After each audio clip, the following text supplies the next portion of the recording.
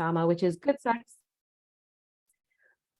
bad sex, queer sexual liberation in the age of HIV, PrEP, and novel antiretrovirals. And for those who are joining, who are maybe new to our rounds, I want to remind folks that Social Medicine Rounds was designed by the amazing social medicine department to really think about how we could be in conversation with staff, trainees, faculty, and community members about issues that relate to the medical, economic, psychosocial realities that our Bronx community deals with. We will do talks that are just related to the Bronx, just related to New York, sometimes that are national, sometimes that are international. And it's really a time for us to get to spend time together, thinking together about some of the issues that affect our health and our wellness overall. You can take a look at the QR code up top to get to the DFSM website to see the previous rounds. We have Jessica, who's online, who's helping to kind of collect everything, take notes, share resources, and record this session so that if there's sessions that you have missed in the past that you'd like to check out, you should be able to do so. We also do a pretty good job of staying in touch with our round speakers. And so if you're a trainee who's listening, who is interested in speaking with someone, let's say the person who did the film on the Young Lords, you can definitely reach out to us and we'd be happy to put you in touch. Our speakers are they're part of our Monty family. So I'm going to go ahead and turn it over to Mustafa to introduce our speakers for today. Hi, everyone. Thank you so much for joining. So I have the honor of introducing our two speakers. First of all, Dr. Usama Irshad, pronouns they, he, is a queer non-binary Muslim physician from Pakistan. They are currently a second-year resident in the primary care and social internal medicine training program at Montefiore, Einstein. So Dr. Irshad's interests lie in exploring an intersectional approach towards trauma-informed care for the LGBTQ+ community. They continue to advocate for patient-first, status-neutral care for patients living with HIV. They recently led a session on queer sexual liberation, featuring a conversation with the White House's Deputy Coordinator for the National Mpox Response. They are also involved in teaching medical students, residents, and faculty members about queer health. This includes their recent epidemiological seminar on doxycycline PrEP for bacterial STIs, and a topic talk about how to counsel patients on rectal douching. As someone who contracted Mpox in the summer of 2022 and as a sex-positive healthcare provider, Dr. Irshad continues to advocate against stigma related to sexually transmitted infections. In February of 2023, the Lancet Infectious Diseases featured an article by Dr. Irshad reflecting on their personal experience with Mpox as a minoritized trainee. And then for our second speaker, Dr. Karsten Schubert is an associate fellow in political theory at Humboldt University in Berlin. His work focuses on contemporary critical political theory and social philosophy, radical democracy, legal critique, Michel Foucault, biopolitics, queer and gay theory, and intersectionality. Currently, he conducts research at the intersection of radical democratic thought and identity politics. He received his PhD in philosophy from the University of Leipzig. His first book, Freedom as Critique, Social Philosophy After Foucault, was published in German with multiple language transcripts. Yeah. Amazing. Thank you so much. So we have incredible speakers, as we always do, and I'm going to go ahead and turn the floor over to Karsten. And we've asked our speakers and agreed among us that we'll just use our first names for our round's presentations. As always, feel free to put any questions you may have that are brewing in the chat, and keep an eye on the chat for resources that will be shared throughout our conversation. So Karsten, take it away. Yeah, thank you so much, Stella and Usama, for inviting me. This is a really great opportunity to discuss about PrEP and HIV and sexual liberation with you. And I'm very, very excited about this. So I'm going to jump right into it. And the talk is called From Homonormativity to Queerness, PrEP as Sexual Liberation. So gay men have been severely affected by the AIDS crisis over the years, And gay subjectivity, sexual ethics, and politics continue to be deeply influenced by HIV to this day. And PrEP is a radical shift in this constellation. It has challenged the 40-year-long association of gay sex with illness and death. And I will explore now how PrEP changes the gay shame and stigma, and how this influenced and might further influence gay politics. So I'm specifically interested in this link between medicine and healthcare and the wider outlook on gay politics. So in what follows, I will focus on two theses. So historically, I show how conservative, homonormative gay interest politics developed as a reaction to HIV stigma. PrEP, on the other hand, helps to overcome that stigma and thereby might make a new era of radical queer identity politics possible. Homonormativity means a normative matrix that comes with a very narrow concept of the good gay life. So what does it mean to be a good gay? As essentially copying heterosexuality and its values and rejecting queer and counternormative lifestyles as shameful. And homonormativity entails the integration into social systems of power and thereby fosters a white and cis gay interest politics. And so by reducing stigma as a key driver for homonormativity, PrEP might enable new intersectional attention within gay politics and solidarities between queer gay politics and other social movements such as feminist, anti-racist projects and critiques of capitalism. So that's the first historical thesis. And secondly, following from that and building on that, I propose a new concept of sexual liberation.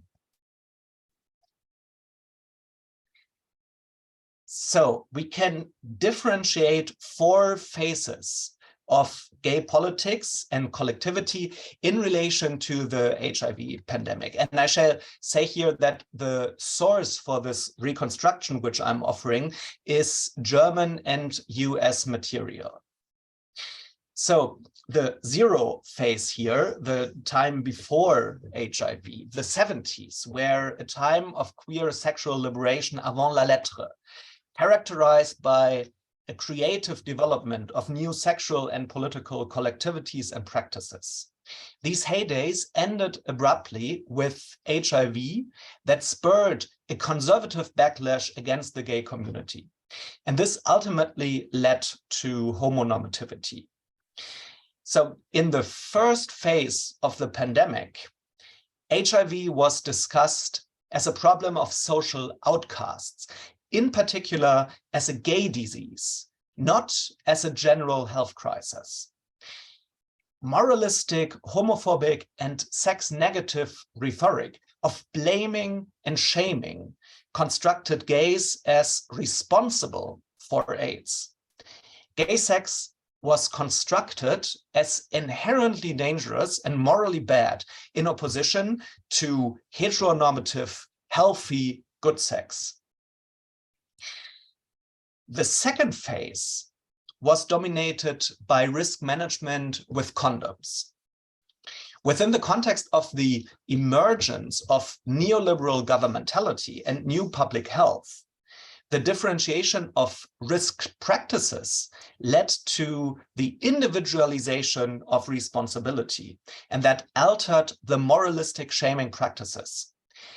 Condom use was now equated with responsible and rational behavior and morally demanded not only to save oneself, but also for the protection of others. Stigma and shaming in this paradigm shifted tremendously. It shifted away from gays as a homogeneous group towards those who did not want to or fail to adhere to safer sex. And then the infection of HIV with HIV was understood as resulting from individual irresponsibility. the moral difference of good heteronormative sex versus bad gay sex was supplemented by the distinction between good, safer gay sex and bad, risky gay sex. Now, in the third phase, from roughly 1995 on, the condom had become the gold standard of sexual health prevention, promoted by gay HIV and AIDS organizations and by public health agencies. Now hardly contested and fully normalized, it was central in the sexual upbringing of gays who experienced the dramatic first phase in the epidemic and those who grew up with the images of infected homosexuals. Along with this normalization of the condom, the stigmatization of those who fail to use it, the homonormative distinction between good gays and bad gays was consolidated. During this phase, in the late 90s, the gay rights movement continued to achieve legal progress, and today most legal discrimination in Western states is abolished, even though in the United States we have these very, very scary movements to reestablish them. However, medical success and achievements for the battle for gay rights, this did not lead to a reduction of HIV and condom-related stigma, despite even the increasing focus of gay HIV and AIDS and public health organizations on this anti-stigma work. So we have this legal progress and we have the organizations fighting stigma, but nevertheless, stigma doesn't really go down. The reason for this peculiar situation is homonormativity. That is this normative ranking of differences between good and bad gays and gay lifestyles. Homonormativity has not been targeted by the gay rights movement, but even rather produced and reinforced. The gay rights movement, which was predominantly white, focused on legal equality and full gay inclusion into bourgeois heteronormative society, especially into the military, marriage, adoption, and the workspace. The demand for inclusion was underscored by performances of heteronormative lifestyle. So gays who were too provocative and queer, that is too different, they threatened this political message, which was key for the movement, we are just like you. And because this message was deemed necessary by these gay rights activists for achieving legal equality. The stigma and homophobia that accompanied the AIDS crisis led to shame and reinforced the gay desire to be included into mainstream society, and thereby laid the groundwork for the gay rights movement's strategy of adaptation. Proponents of radical gay world-making, similar to the pre-AIDS era, the attempts to develop specifically gay ethics and lifestyles that do not follow heteronormativity, but attempt to realize sexual liberation. So these were a minority and did not fit into this homonormativity. With the progress in legal equality, a homonormative gay life became increasingly possible and livable, and with more gays choosing it, homonormativity further expanded due to the decrease of radical gay subjectification in gay subcultures.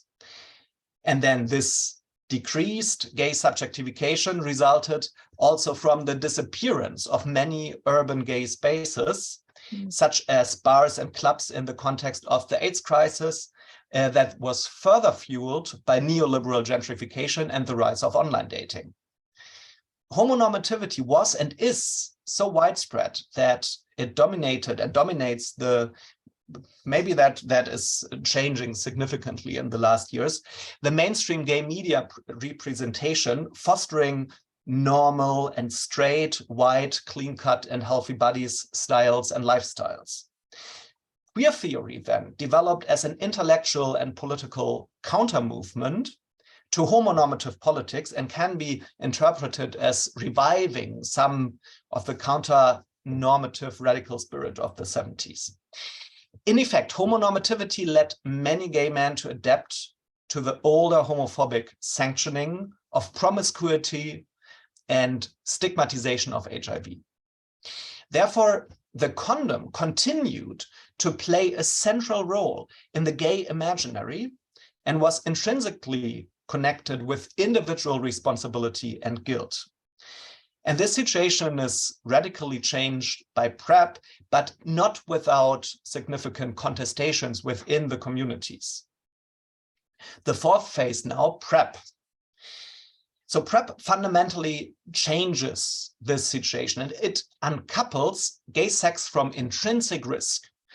This leads to a sexual liberation through a reduction of stigma, thus limiting the core driver of homonormativity.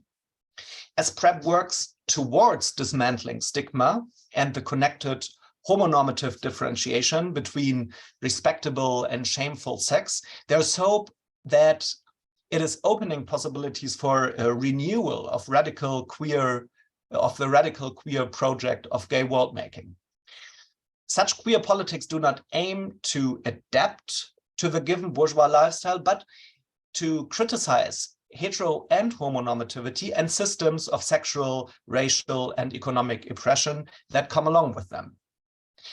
The new sexual liberation through PrEP can thus lead to the development of new queer solidarities that go beyond the narrow scope of this bourgeois white cis gay interest politics. So to be sure, the argument is not that this strategic shift from homonormative politics to radical queer politics takes place just automatically because of the introduction of PrEP. This would be a totally simplistic technological determinism.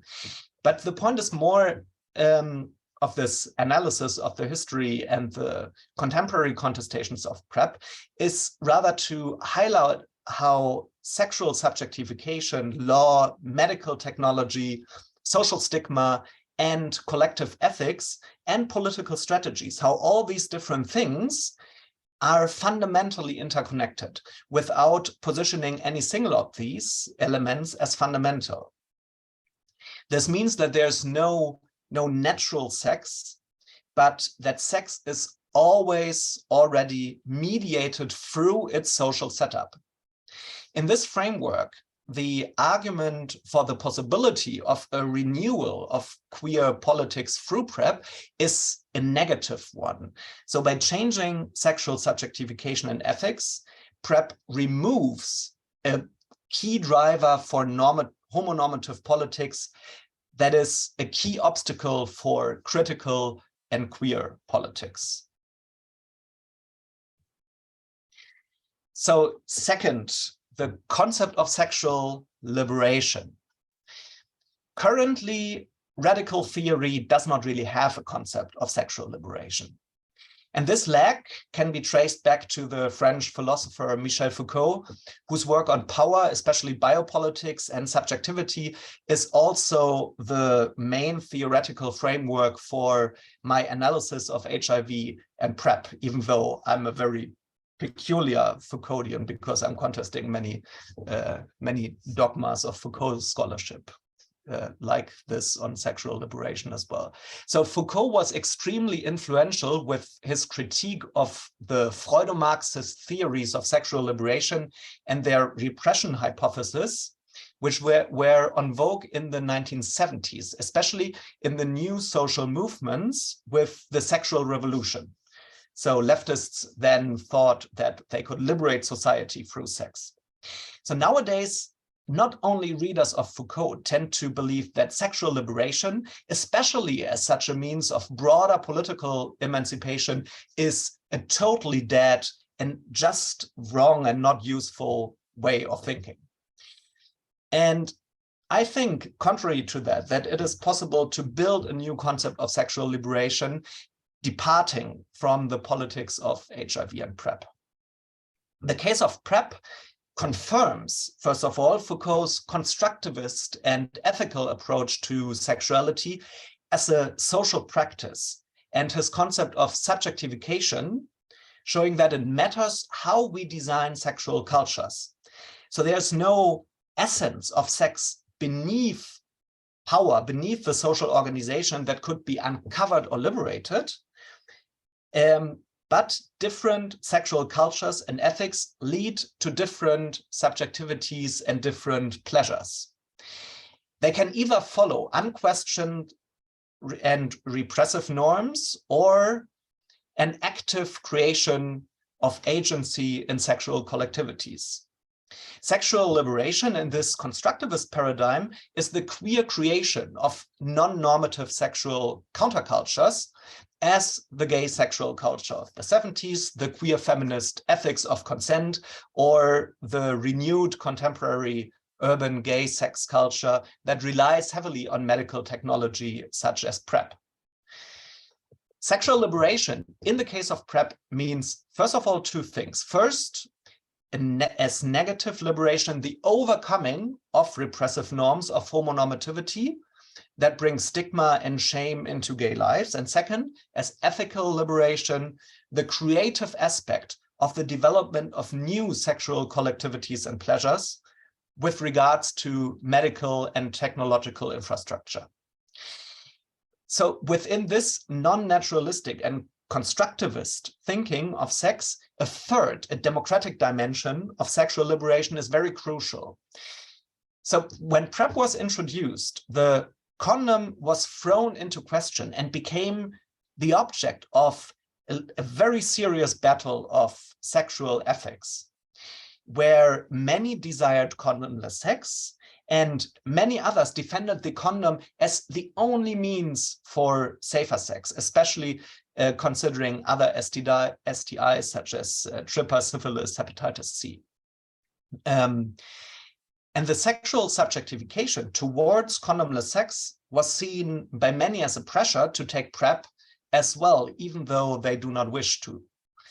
PrEP in some places nowadays already became the new norm to which one must adhere to participate in the transformed sexual culture.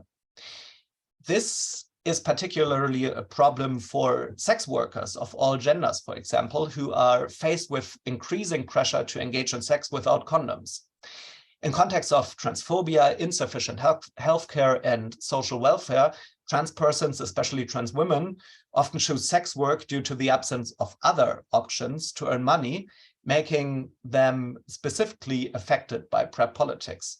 So thus the sexual liberation is intrinsically contested, especially in the context of the political introduction of new biotechnologies such as PrEP. So another more obvious and crucial aspect of this need for democratization are today's enormous inequalities regarding the access to healthcare for vulnerable minorities and how pandemics affect them disproportionately. So all this is why this constructivist account of sexual liberation needs a democratic element in addition to the negative critique of repressive power and the ethical creation of new sexual cultures. And that is the deliberation of the intersectional power effects of such new medical technologies and the question who profits and who is left out. The fourth dimension of sexual liberation is the political dimension, which I already explained in the first part. Such sexual liberation does affect politics beyond sexuality. I try to show this by tracing the connection between sexual stigma, homonormativity, and conservative white cis gay politics on the one hand, and the potential connection between sexual liberation, queer sexual ethics, and critical queer solidarity on the other. So to sum up, the proposed concept of sexual liberation has four components. Negatively, the liberation from repressive norms and stigma. Ethically, the development of new sexual cultures and pleasures. And democratically, the active, critical, and conscious deliberation of the ambivalent power effects of such sexual ethics, the medical technology, and their social and economical setup. And then third, politically, the potential development of broader social critique and solidarity.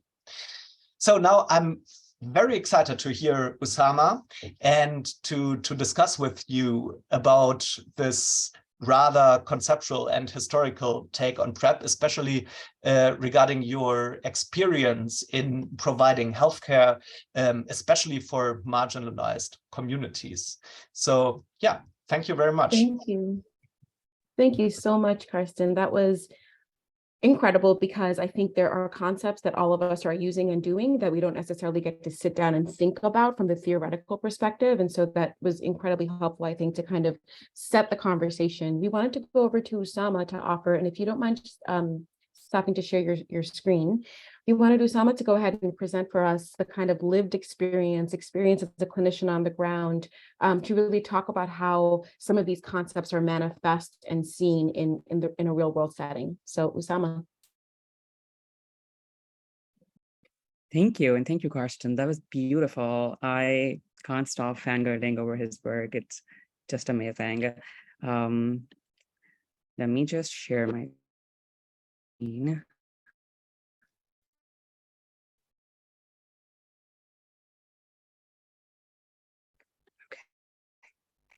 All right, sorry. Structured my talk is I am going to, can you all see the notes or the slides? The notes We as can well. see your notes right now. All right, just give me a second. Now we can see the slides. Yeah. All right, sorry, just give me a second. Okay, try this again.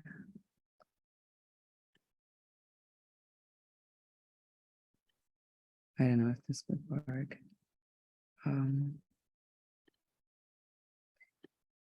If it's hard and all, you want to shoot me the link, I'm happy to project it for you while you take a look at your notes. Just let me know. Yeah. You are still only seeing the notes. Yes. Oh God, I should.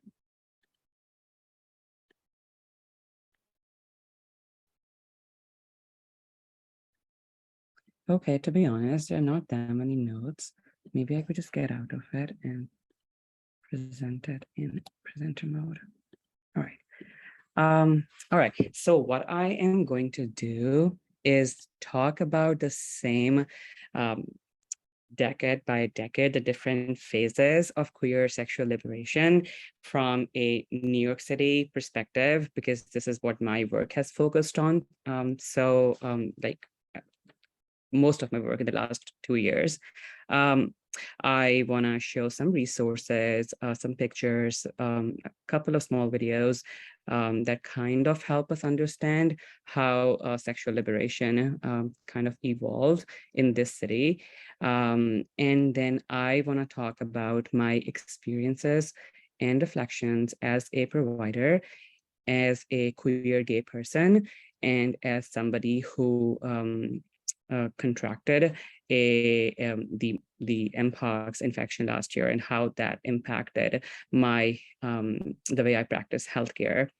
So let me just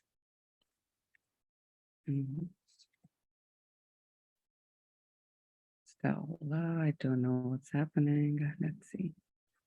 Yeah. This is one of my favorite quotes that I always share. I think it's beautiful, and we all need to remember that the first letter in HIV all stands for human, and we must never forget that. We must never forget to take the person first approach when approaching our patients. For some reason, it just stops. All right, this is a picture that I saw. I think it was in Christopher Street, somewhere in the subway, and I think it's beautiful, and I wanted to share it. And so, yeah, just talking about the queer sexual liberation in New York City in 1970s, before the HIV pandemic. This was when Stonewall riots happened. This was this was a headline from a newspaper around that time when the Stonewall riots happened. And you can see the blatant homophobia the queer phobia in this headline. This is a video about the piers. The piers were in the west side of New York City, and they were an integral part of queer life in the city in the 1970s, 80s, and even 90s. And an artist who I love, David Hemmons, he just built this installation because the piers are gone. So as a way of remembering them, he built this installation, and they talk about queer culture and queer sexual liberation in New York City happening around the piers. So let's watch this. When I look at Day's End, it evokes a pier that's gone. It evokes the contributions of a generation of people. I'm able to see the temples within which they built the divinity of queer identity. That's the building. That's what I remember. And that's going to bring a lot of feelings for a lot of people that got to be here and got to experience it. I think it's a beautiful thing because somebody remembers. It may not be the building itself, but it's something that lets you know what it was. I love that when people walk by Day's End, they're going to ask themselves, why is this skeletal structure here? And how that question is going to lead them down a rabbit hole that people have wanted to discard and forget about. Much like the rest of his work, David Hemmons has found value and found meaning where others have discarded it.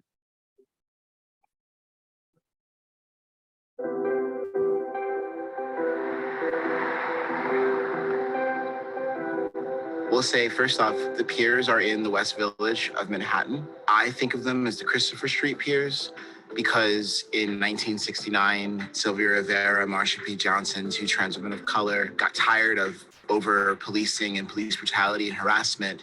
And one night at the Stonewall Bar, they fought back. And a whole bunch of people who look like them fought alongside of them, and a whole bunch of people who didn't look like them fought alongside of them. Many people believe that all of those incredible civil rights transformations, they started at the piers. While Pride is a time to be celebratory, Pride in of itself was birthed out of it being a rebellion. When I think about public spaces, I think about them as spaces of amnesty. These are supposed to be free zones, especially Christopher Street, especially the West Village. It's history.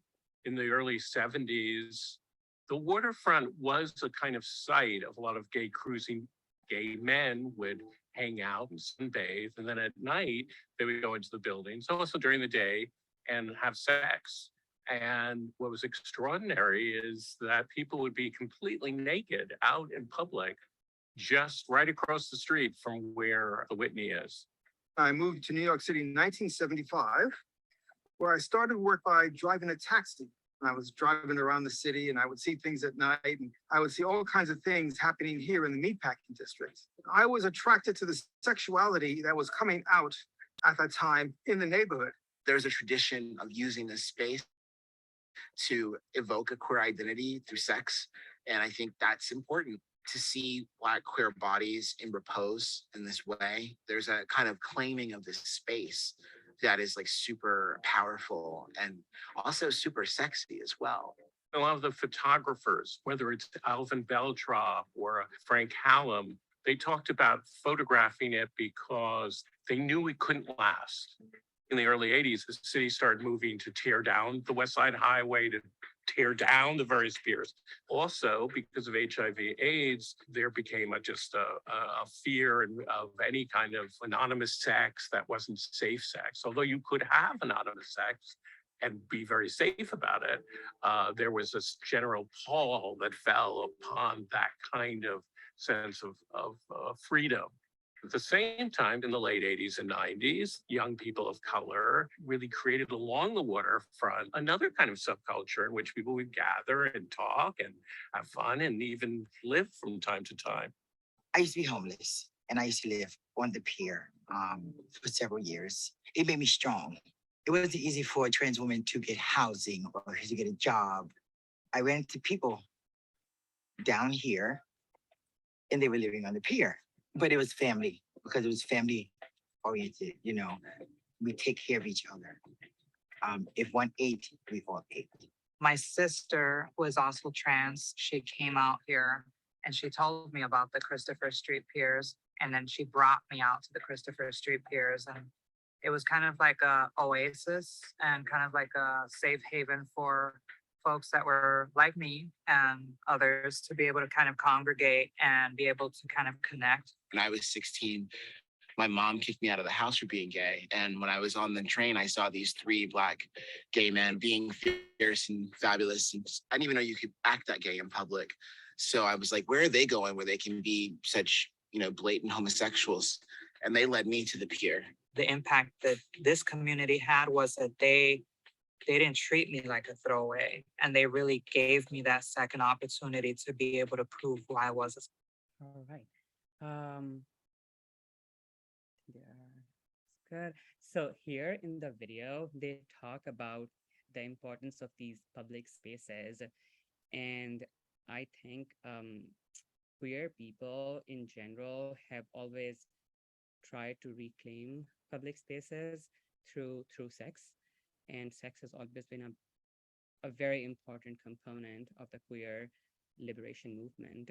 And why it is so important, you have to, I think this is from one of Dr. Schubert's papers, where he points out that sex was not just a tool that was used for liberation, but was also a symbol for larger freedom and goal, because public sex was seen inherently as offensive, disgusting, and criminal, and by the cishet world out there.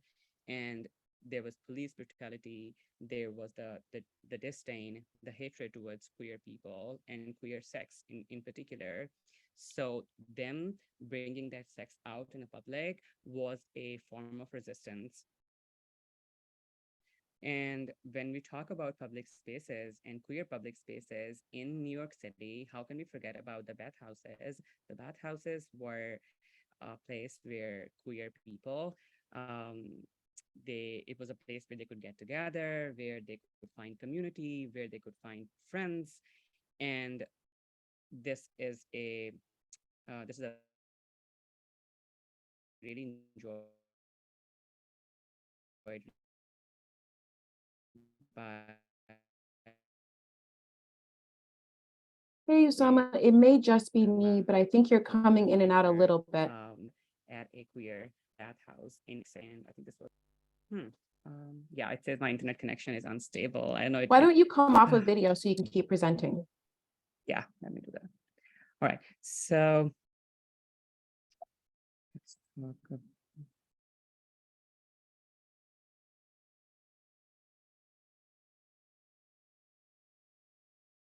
Sorry, I'm just having the same trouble with displaying the screen again.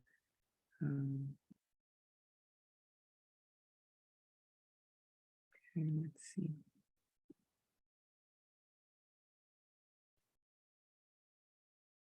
All right, now we move into the next decade, the 1980s and 90s. And that's where the HIV epidemic started. And I would just use, because we've already talked about it with Dr. Schubert, I would just quickly go through a couple of resources. This is a picture from the AIDS Memorial that shows a gay man who is dying, surrounded by his loved ones.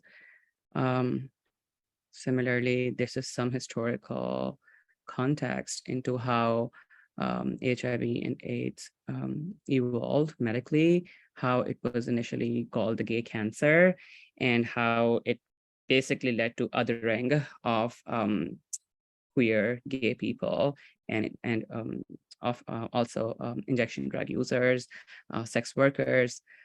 This was when there was a strong drive as a movement to close these places of queer sex and queer where they found community. And this is an excerpt from the New York City Health Commissioner's letter to the judge at that time about the decision to close these bathhouses. And I think it resonates with a lot of us here, the message that closing these bathhouses would contribute little, if anything, to the control of AIDS and has a potential to be counterproductive in terms of prevention. So there was this huge battle. It's been described as battle of bathhouses, with the bathhouse owners, the politicians, the activists and organizations, which eventually led to the closure of these very important queer spaces. And then we move on to the period where condoms were the mainstay. Condoms were being advised to everybody. Gay sex was suddenly high risk. And the concept of homonormativity, as beautifully described by Dr. Schubert, evolved.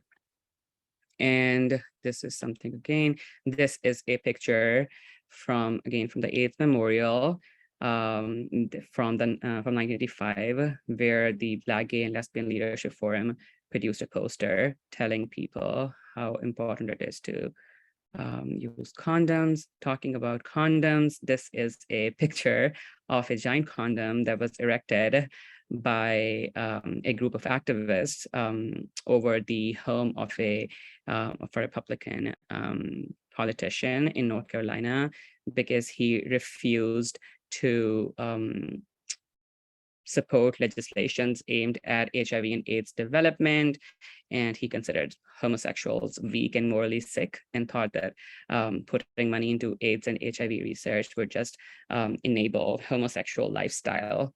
And the condom said, "A condom to stop unsafe politics.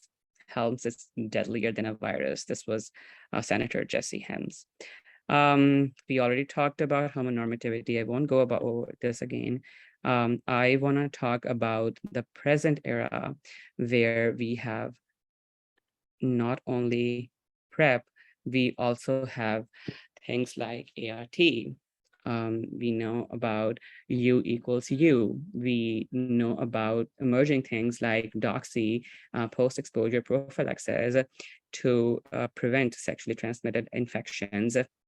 So how do we approach healthcare, queer healthcare, from a lens of queer sexual liberation? Some of the things that I reflected on and I thought was important to share with the group here. I think this goes without saying. It's about time to stop labeling gay sex as high risk behavior, and better yet, remove it from your vocabulary. Number two would be stop sex policing. Stop policing people over how much sex they should be having, what way they should be having sex, who they should be having sex. I think it perpetuates the stigma that people who are living with HIV caused HIV epidemic, the pandemic, by having gay sex. And we need to move away from that kind of dialogue, that kind of policing. That moving forward, talking about queer spaces, whether they are, unfortunately, there are none left in New York City, whether they are bathhouses, whether they are clubs, whether they are bars, whether they are venues hosting sex parties. They are all important spaces where you can meet your patients, where you can go and reach out to your patients, where you can do preventative care, where you can do outreach, where you can educate people in their community at a place where they are happy about how to protect themselves. So the next thing is, again, related to this one. We need to think more along harm reduction lines and less about this moral policing. Talking about U equals U, now that we have the ARTs, we can finally start educating people, talking about U equals U, and removing the stigma that has existed for over 40 years around gay sex, especially condomless gay sex. And I think that's important because I speak for a queer gay person, that the whole concept of always using a condom holds a lot of generational or historical trauma for people like me who grew up in the last 10, 15, 20 years. And maybe, talking more about U equals U is a way to help people with that generational trauma. Providing status neutral HIV care, where we stop labeling people as HIV positive, where we stop thinking about in people, especially in people who are undetectable, thinking of them as somebody who is high risk for diseases or high risk for complications, because they are not, because science has proven that, and to move away from that 58-year-old HIV positive person kind of one-liners. And treating the initial primary care as a status neutral care that should be provided to everybody, regardless of their HIV diagnosis, if they carry a diagnosis. Be person first. Again, don't approach patients from the lens of, yeah, this is a person, 58-year-old HIV positive person, because the first letter in HIV stands for human, remember? And share decision-making about patients, important decisions about their medications, important decisions about how to prevent infections. If a patient does not want to use condoms, if they are not happy about that, instead of being judgmental and moralistic, I think it's more important to tell them about other resources, other ways that we have to prevent infections, and to reach a final decision together. That is one way to earn their trust and to make sure that they keep coming back to you.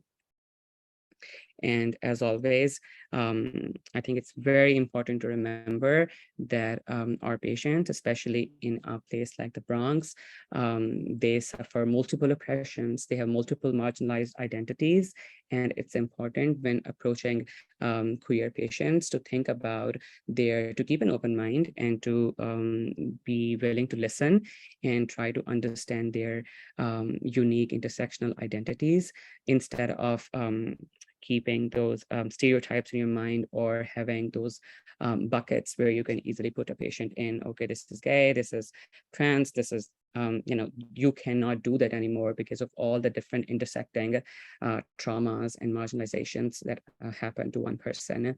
Let's see. I think those were some of the important points that I wanted to talk about.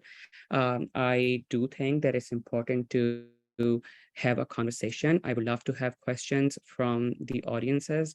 If anybody has any question, and I think it'd be really interesting to talk with Karsten about this as well. Awesome, and thank you, Usama. If you want to take your slides off and come back on camera, that would be great. Thank you both for kind of the perspectives on this. I think one of the things that is interesting about the conversation that we're having is that sometimes it can feel very outside of the realm of like, this is my life, either because you're a heterosexual person or you're not in this world. And so I think there's something here that is really important about both the theory, but also the practice. And I want to, just before we get started in chatting, I want to ask Juan Michael Porter II, who is an incredible editor, dancer, writer, and someone who speaks about his lived experience, just to come on and just react from the perspective of a New York City man hearing this and kind of having lived some of this, what your thoughts would be. Sure. Howdy, everyone, and thank you, Stella.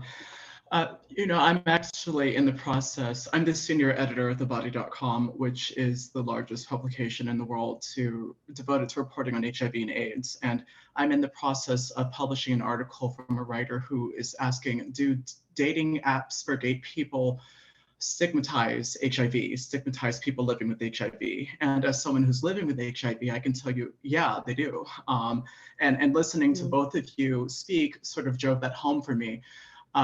Especially what this writer was putting in, how there's so much concentration on having a virus that you can't even detect until 3 months after your most recent test.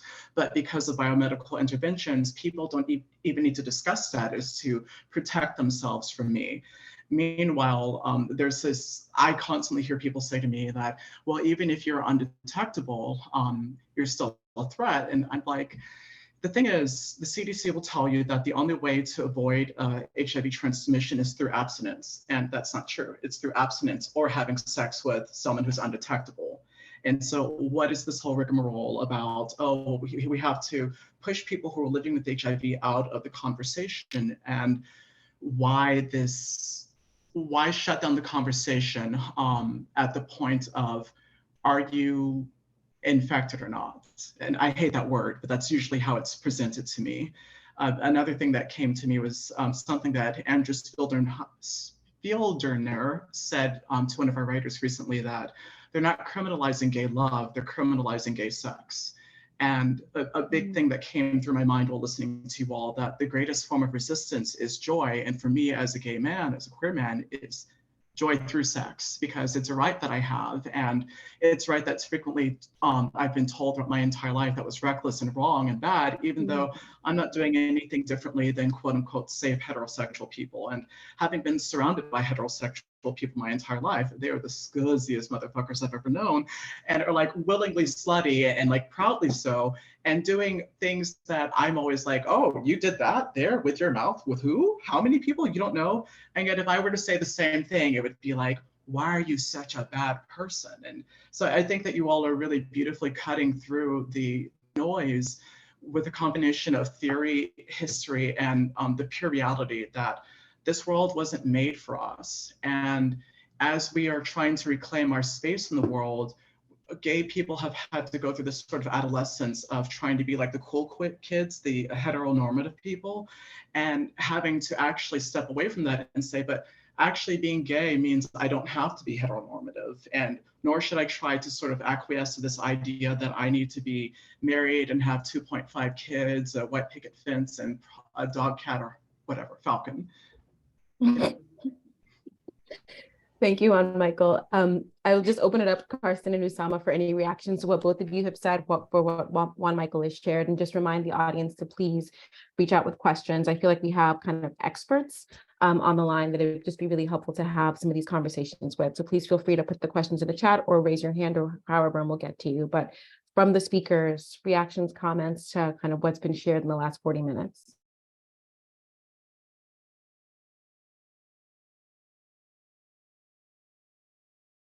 Karsten, please. Yeah, okay, thank you. Yeah, thank you both for your contribution.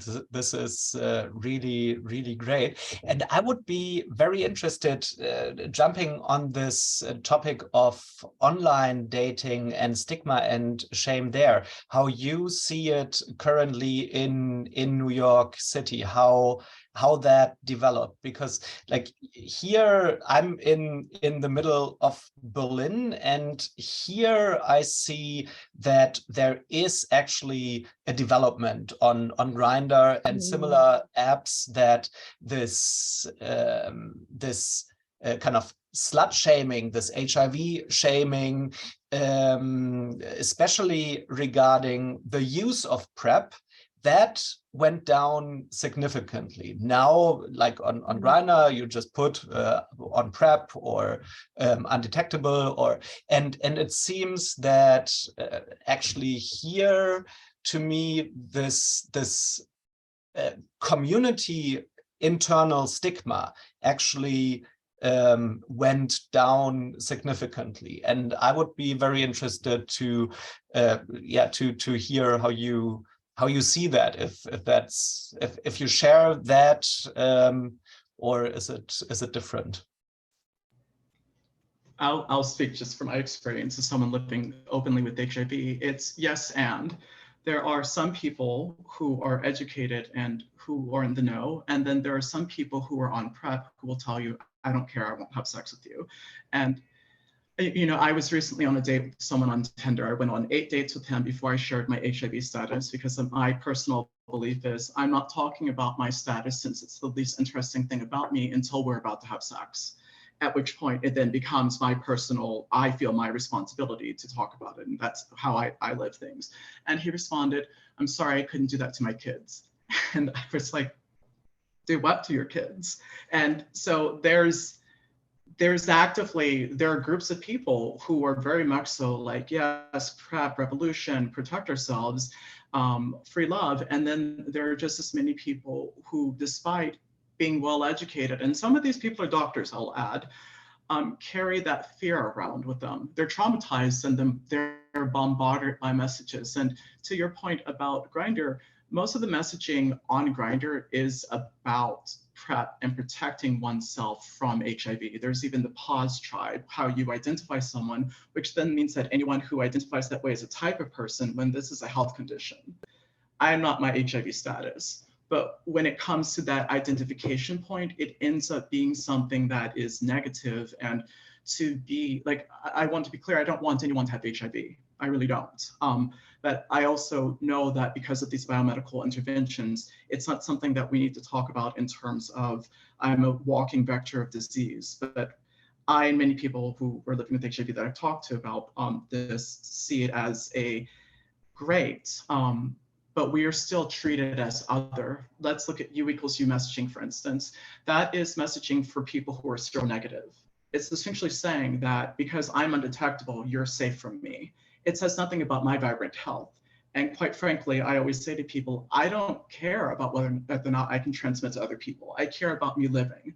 That should be the basis of the messaging first and foremost, but that's excluded for that conversation over and over again. So it's a thing wherein it's always from the perspective of being safe from someone like me, as opposed to embracing and loving me because I'm worthy. I want to give Erin a moment to ask another question.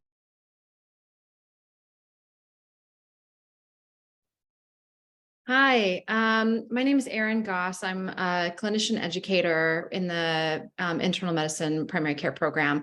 I want to thank everyone who's spoken up, Usama, Karsten, and Juan, for sharing your experiences. One of the things that I wanted to ask about was, as a clinician educator, I agree with Usama's points about wanting to take away labels like high risk homosexual sex. But I think that sometimes my learners then become like afraid to ask questions of their patients. And so I'm wondering, I'm curious if you can have, like, as if they don't want to offend someone, or they want to say like, oh, it's okay.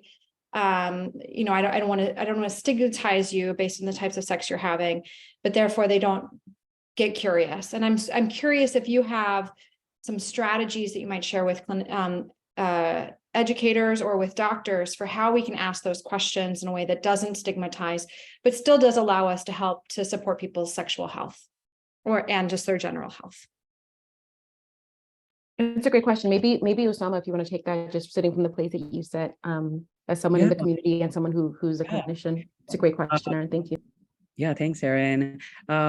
So I would say, coming from the perspective of a queer person, and as a clinician, I think I'm most comfortable when these conversations happen naturally, when my doctor asks me about, so are you having sex? Is sex pleasurable? Are you enjoying it? And then I start telling, because I trust them and because I have been seeing them before and I know that they would never judge me. So I think the most important thing is to build those relationships with your patients where they spontaneously reveal these things about themselves. And then once they reveal these details, not labeling them as high risk, but telling them, okay, I love that you are exploring your sexuality. I want to support you. I want to help you have better sex life. And here are some of the ways where I think I can help you avoid some painful sexually transmitted infections while also helping you lead happier sex lives. I think I approach it through that lens. At least I like it when I'm a patient, if a doctor uses this kind of wording, and that's how I approach my patient. I know that what the other thing is, patient like trainees and residents would not be curious enough. I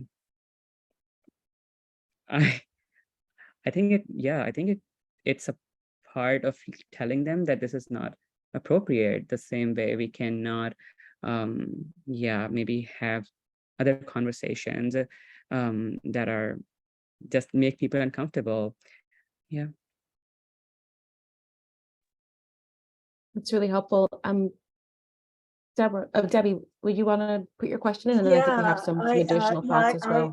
I have a clinical question too. Like Aaron, I'm a clinician educator who was actually a PGY2 in 1982 when everything blew up and grid surfaced. I just want to say thank you for all of this from the two presenters and from Michael. It's just fantastic to have my mind opened in this way. I am a doctor in the South Bronx. I work where Usama works. By the way, I just wanted to hop on to what you said, Usama. I think that implicit bias comes in here, and what you're really talking about is that we as clinicians carry our own anxieties and biases, and that's, we have to, it's part of the work. What am I really, carrying into the office about this person, and trying to be aware of it and unpack it. But my question is about harm reduction, which was on your slide, and I don't know if you're prepared to answer this, but it seems to me that what would the harm reduction not intervention, but what would it be? Like, how would you construct that? Do you know of any activities that are going on? And again, coming back to the point, to not stigmatize, to remove stigma, but really to provide anything on that the person would want to make yourself available. So what would that be? I'm very curious.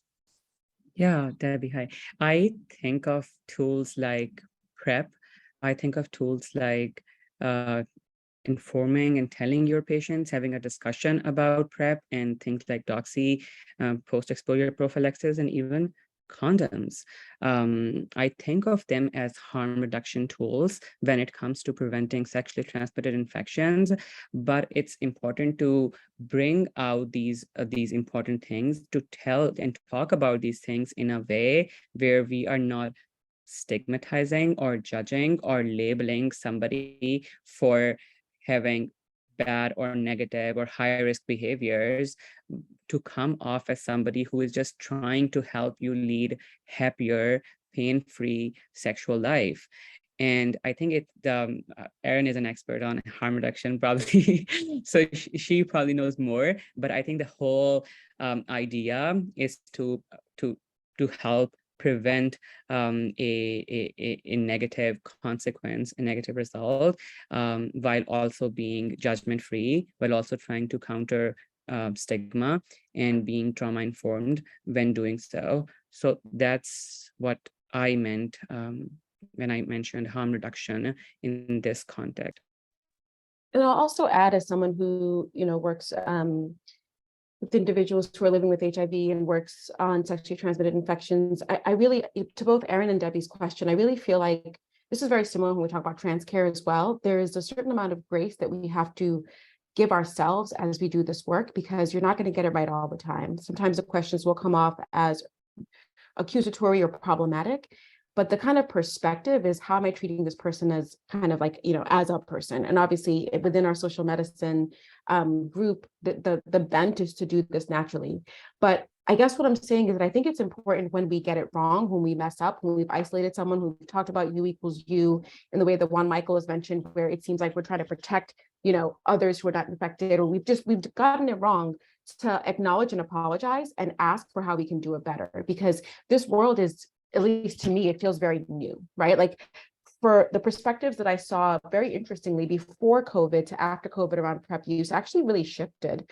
There was almost a sense of like, we've all been through this pandemic, and now, other pandemics exist, but I feel more free in being able to, let's say, use PrEP and have, sex without condoms. And it took me some time to make sure that I was kind of framing and discussing things like multiple sex partners, just different parts of care in a way that was appropriate. And when I got it wrong, I could see it, because I could see the reaction in the conversation, and I was able to kind of backtrack and say, like, how did I offend you? What can I do better? Or, what didn't I say right? And just kind of get that kind of on the ground training. Is that perfect? And is that ideal? Absolutely not. But I think that we're in a world, and especially thinking about Karsten's comments of like, this stuff is evolving, and it's evolving over periods of decades. We're literally living history of the way that we're forming understandings of, sex and relationships.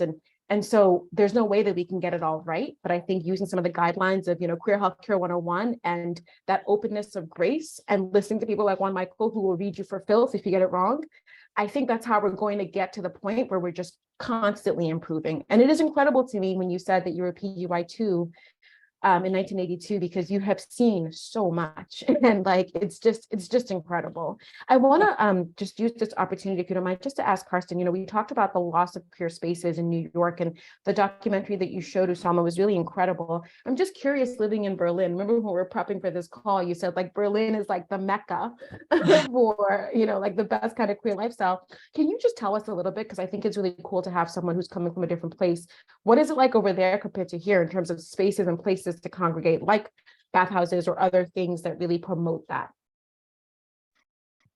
Yeah, thank you. So indeed, there is a good infrastructure for queer and gay life in Berlin. There are just still many spaces and clubs, and there is this whole community of like this gay and very sex positive techno scene.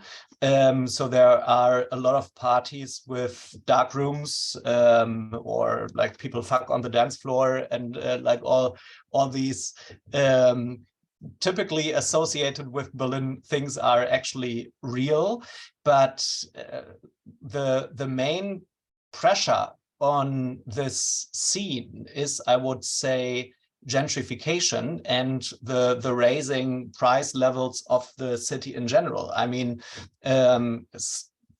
everything exploded, especially rent exploded, and many spaces were in temporary locations because, as you know, the city was divided 30 years ago, so there was a lot of unused space where subculture could develop and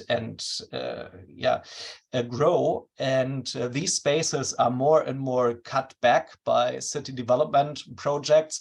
Like a couple of important clubs in the east of the city will, for example, be taken down in the next years to build a highway, which is a totally crazy idea anyway, but and yeah, so I would say that connecting to what you said, Usama, about the importance of queer spaces for having queer community and queer life. I mean, it's not, we need these spaces. It's not just online. It's not, the queer life is really not the same, for example, in rural areas where there are none of these institutions than in the urban setting. This is why the urban setting is so important for queerness.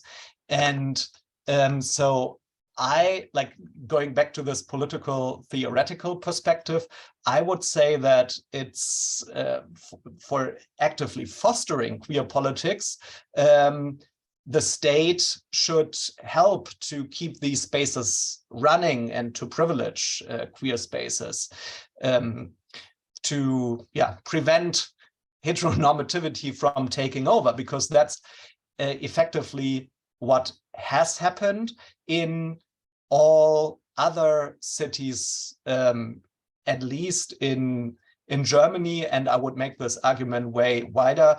In the 70s, 80s, there were many gay bars and community centers and clubs spurring up. So it was really a lot, like as we have seen in your presentation, Usama.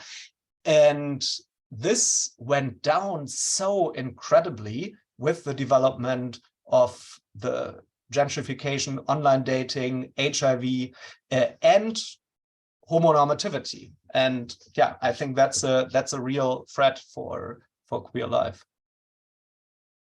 And maybe what, if I might make one remark to this more practical question of how to deal with queer patients. But my impression was, I mean, I always went to doctors who were specifically queer, who had this profile, who had the specialization in that.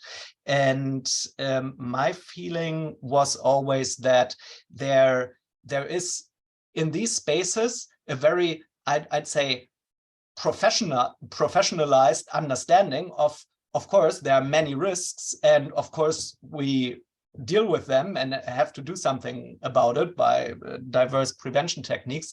But it's kind of, I want to say, it's not only the individual medical professionals' actions and what they are saying, but also the very setup of the institution matters. What is the identity, the, so to speak, PR language of the whole institution? So for example, in Berlin, there is a project, it's called Checkpoint Berlin, which is a queer health center specifically directed at gay men and trans people, and which is, yeah, they are doing very kind of community-based outreach work in many different languages, and I think that such things are very, very important as well.